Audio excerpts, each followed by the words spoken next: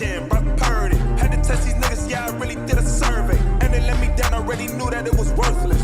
Yeah, and I know now that it's for certain. Friends and family don't love you, same when you ain't worth shit. And I see and understand they vision all blurry. Almost lost faith, man, I gotta stay strong in the hope. Yeah, nigga, that's what I was told. Heart be getting cold, man, that shit just getting cold. I don't care for niggas no more, man, that's on bro. But I gotta thank the Lord for kids, so I let it go. Appreciate the love, even though a nigga low. Yeah, looking up above and his glory always glow. I can't lie, that shit that really hurt to the core. Cause the nigga phone was blowing up when I was a broke. Now take it personal, just keep the same energy. If a nigga blow, and that's a slim chance making on the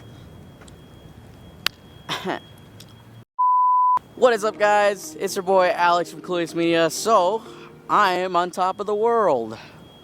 Not literally, I'm on top of a parking ramp. Fun time. Anyways, this is the only spot I could find for a good recording, by the way. Everything else is kind of, you know, weird here. It's ghetto. No offense to whoever lives here. But I just don't like it anymore. I want to move.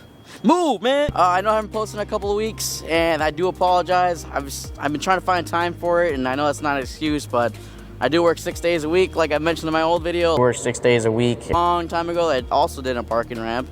But yeah, no, I'm back, guys. I hope you guys are excited for another video, but today's not going to be a regular video like Cars and Mics. It's going to be another personal video about my car. I know you guys already seen my Evo 8. This is actually my daily. It's a great car for what it is, and I want to tell you guys a little bit more about it. So, alright. So, what I got behind me is my 1991 Lexus LS400, and I just want to say it's a great car, first of all. It's a great daily, it's a great cruiser. Everything about it, I'd say, is perfect for what it is. So, I think the main title of this video is going to be, is the 1991 Lexus LS400 really worth it 30 years later, 30 plus years later? So, and I'm here to answer that question for you guys. And this isn't going to be like a donut video or, what's that one dude, Alex, I think, with the Ferrari, the junkyard Ferrari. No hate. Cool car, by the way. So, yeah, basically, I'm going to explain what I like about it, what I don't like about it, and if it's still worth it. So, starting off with number one, the car is, like I said, 30 plus years old, so you can't really expect to get in this car and feel like it's a 2022 Toyota RAV4. It's a totally different concept. You got to be in the right mindset to drive this car, only because, you know, you're not going to get in here driving a brand new car, like I said. You're going to be in here driving an old car, so you kind of got to set back the clock on your head. You know, driving an old car, you're not going to be going over these speed bumps really smoothly, even on stock suspension, but right now I got aftermarket coilovers. But it's not bad of a car either way. The only thing that I'd say is a bad side about it is, and it's going to continue to get worse, is getting parts for it. The reason I say that is try to look up a control arm for the back in any parts store or in forums, and everywhere you look, it's just everything's getting a little bit more harder to get parts-wise. So that's one thing that I really kind of regret on still keeping this, if that makes sense. Don't get me wrong, I love the car, like I said, but some of those things that just kind of messes with you, and it's not like a new car, you know, you go to the dealership and get a new part, and there, that's it, it's fixed. So, that's one of the things that I kind of, Hey, wait. Hey, wait! Don't worry, you raised the gangster, I'm a survivor.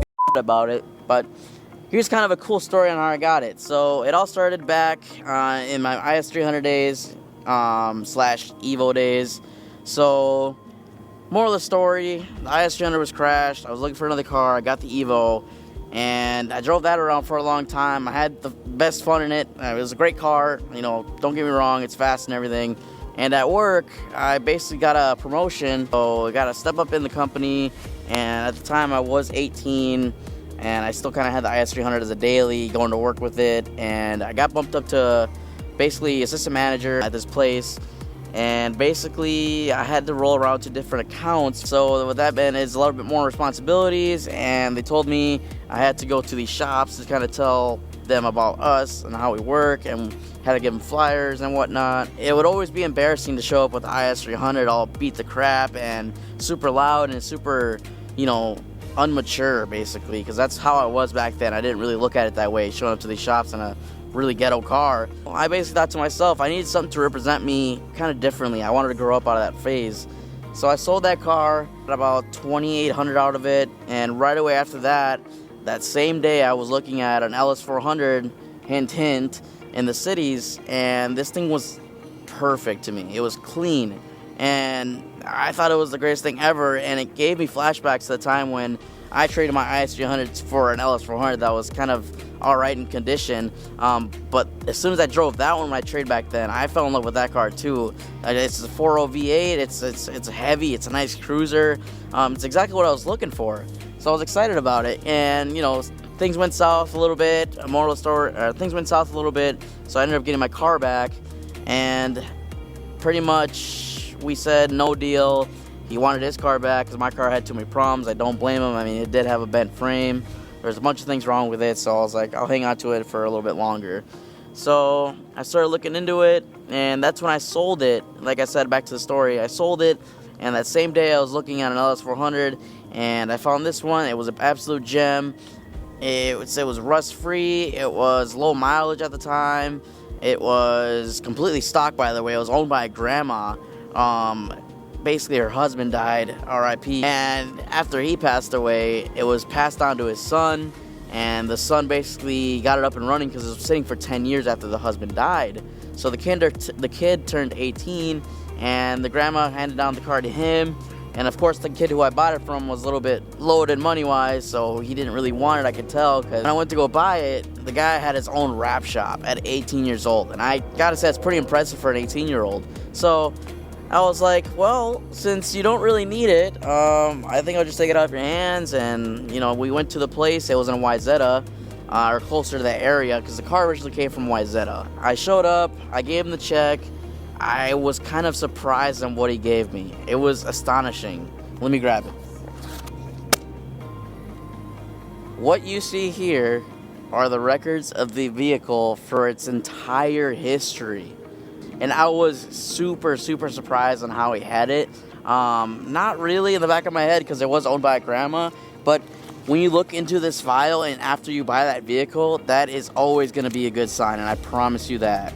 So I started looking through everything, and every single invoice that is in this book is all Wyzetta, LEXUS of Wyzetta, everything. Anything that was basically happened with the car, she brought it in. It made a weird sound, brought it in. Antenna stopped working, brought it in. Anything basically. The AC compressor went out like 10 times, by the way. I don't know how, and it's out right now, but it went out 10 times. But I saw this, and I knew immediately that this was a gold mine. So I want to see if I can look through it with you guys. And the first thing that I saw, and you won't believe this, I think you can already guess. It's the window sticker. This is sick. So when you look into it, it's basically $45,000 brand new. I had the all-season radial tire leather trim package, and it was basically the highest trim you can get back in 1991, besides the gold emblems and stuff like that, which I think that came out later at a later date. I saw that, and as soon as I saw that, okay, everything else is gonna be here. So I even got an inspection certificate from 1991, and even this paper right here. This paper itself is from 1993, guys. I kid you not. 1993, and literally the paper is almost brand new. It feels like it just came out of a Windows 96 Dell printer 9000 with fresh ink.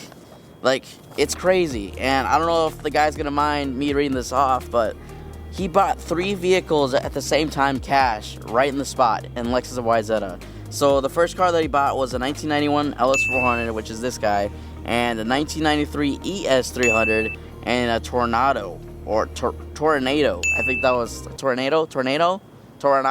Yeah. And he bought them all cash, and that comes to a grand total of $84,184.10. That's amazing. Imagine having that much money. I mean, I'm sure some of you guys do. I started looking more into it, and you look through all of these sheets, and they're all LEXUS of Wyzetta, and I can even like show you guys. I don't know if you guys can see that. I'll zoom it in a little bit, but LEXUS of Wyzetta. Okay, Eddie's Auto and Marine, but LEXUS of Wyzetta, LEXUS of Wyzetta, LEXUS of Wyzetta, and these all have totals, guys. Like I think I've made up the actual prices on these, and it's well over 40-50 grand in just maintenance for this thing. And I guess for some people it's like, that's a lot of money back then. I mean, it is a lot of money, but That's probably why it's lasted me so good and treated me so well. I haven't touched a single part on the car. It drove just fine. I think the only thing that I've done to it was just cosmetic. It's just the windows, everything else. So I think that was kind of the greatest feature that I've seen on this car. So either way, I think it was definitely a good investment. Let me show you guys a little bit around the engine bay, some exhaust clips, and I'll get to show it to you guys.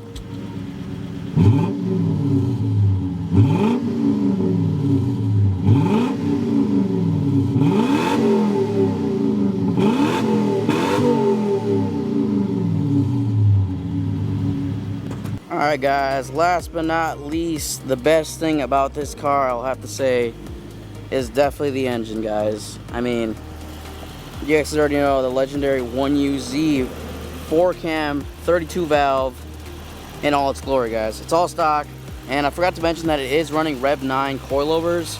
It is not the greatest ride, but I mean, 500 bucks, well, you can't complain. I mean, it's not that bad. But I mean, like I said, guys, it's been a great car, and the answer to is it still worth it is definitely 100% yes. So if you guys like the video, make sure you like, subscribe, and share, and we'll be back for another video. See you.